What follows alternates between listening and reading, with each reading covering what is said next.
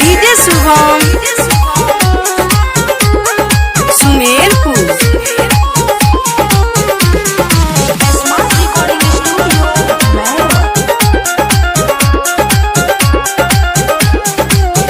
हमरा जानो के बड़ी परेशानी बारे जेगा सुना ता खबर कहानी बारे। हमरा जानो के बड़ी परेशानी बारे जेगा सुना ता खबर कहानी बारे। एको दिन चैन से ना सोवेले ऐसन कोनो दिन नइखे कि जहिया हमार पगली न रोवेले। ऐसन कोनो दिन नइखे कि जहिया हमार पगली न रोवेले। डीजे शुभम सुमेरपुर।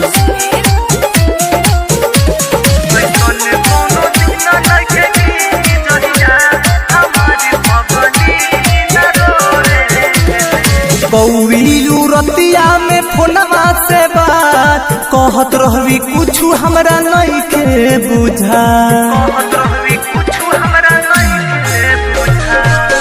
मन नइखे लागत हमार सुन हमार हो सच कहतानी याद हो।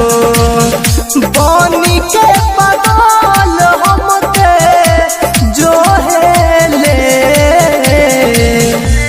ऐसन कोनो दिन नइखे कि जहिया हमारी पगली न रोवेले। ऐसन कोनो दिन नइखे कि जहिया हमारी पगली न रोवेले। डीजे शुभम सुमेरपुर।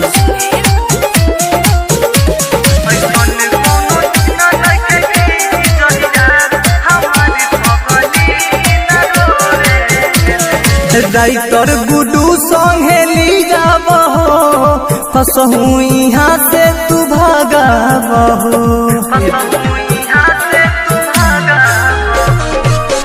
पागल भइल बानी हमहू याद हो होता बेदिनगी बेकार हो।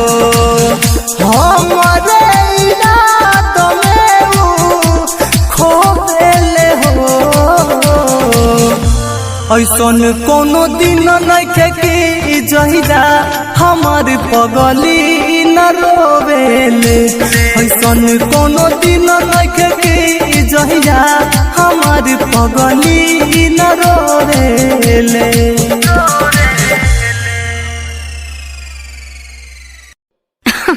अरे पूरा इंडिया हिली बाबू, खाली तू देखत जा।